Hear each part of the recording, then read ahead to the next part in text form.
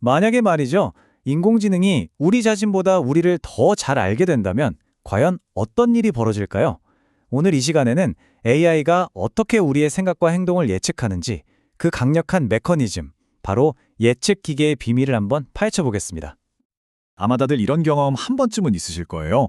그냥 유튜브를 쳤을 뿐인데 밤새 보고 싶을 만한 영상을 딱 추천해주고 인터넷 쇼핑몰에서는 어쩜 그렇게 내가 사려던 물건을 귀신같이 알아채는지 꼭 내 마음속에 들어왔다 나간 것 같잖아요.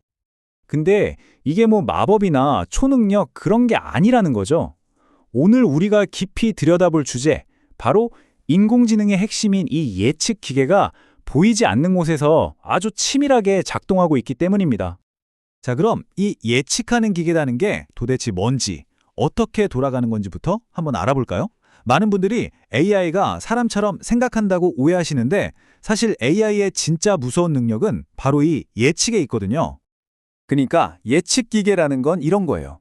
우리가 온라인에 남긴 어마어마한 데이터 속에서 어떤 패턴을 찾아내는 거죠. 그리고 그걸 바탕으로 우리가 앞으로 뭘 할지, 혹은 우리 스스로도 잘 모르는 우리의 성향 같은 아직 드러나지 않은 정보를 아주 정확하게 예측해내는 시스템입니다. 이 슬라이드를 보시면 그 원리가 확 와닿으실 텐데요. 왼쪽에 있는 보조 데이터는 우리가 그냥 무심코 누르는 좋아요나 댓글 같은 아주 사소한 디지털 발자국들이에요. 하지만 예측 기계는 이 별것 아닌 것처럼 보이는 단서들을 막 조합해서 오른쪽에 있는 타겟 정보, 즉 우리가 절대 스스로 밝히지 않을 성격이나 신념, 심지어는 우리의 약점 같은 내밀한 비밀까지도 알아내는 겁니다. 이게 그냥 이론에 그치는 얘기가 아니라는 걸 보여주는 정말 소름 돋는 실제 사례가 하나 있습니다. 바로 페이스북 좋아요 데이터를 분석한 연구인데요. 이 예측이라는 게 얼마나 강력하고 무서운지 한번 직접 보시죠. 때는 2013년, 학계를 그냥 발칵 뒤집어 놓은 연구 결과가 하나 발표됩니다. 사람들이 페이스북에서 그냥 아무 생각 없이 누른 좋아요 기록, 이 지극히 사소해 보이는 데이터만 가지고도 한 사람의 가장 깊은 내면까지 거의 완벽하게 프로파일링할 수 있다는 사실이 드러난 거죠. 그 결과는 정말 놀라웠습니다.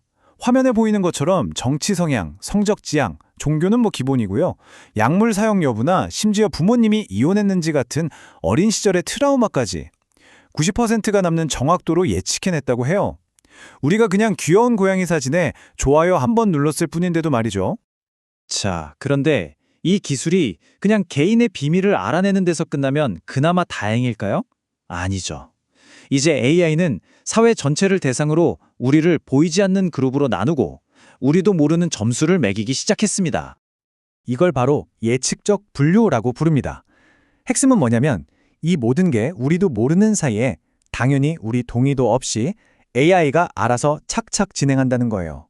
그리고 이렇게 매겨진 보이지 않는 점수가 우리의 대출, 취업, 심지어 우리가 받는 서비스의 질까지 결정하게 되는 세상이 온 겁니다.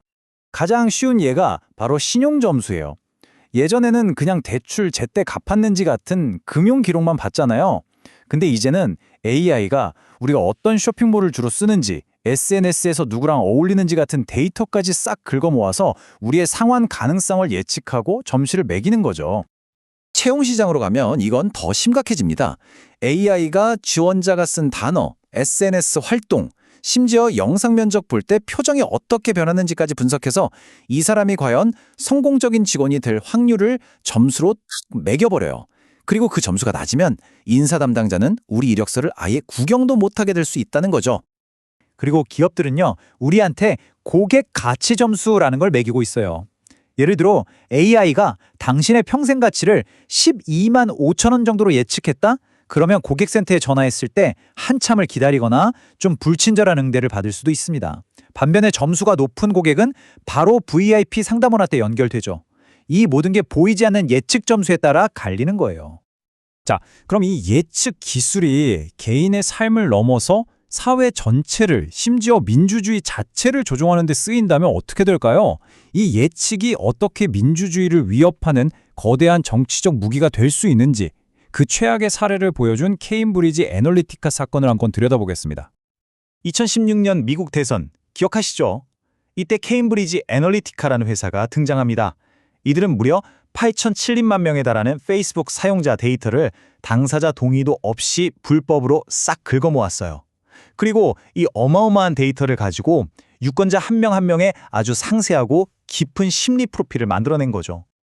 그럼 이 사람들이 뭘 가지고 유권자들의 심리를 파고들었냐? 바로 이 빅5 성격 모델이라는 걸 썼습니다.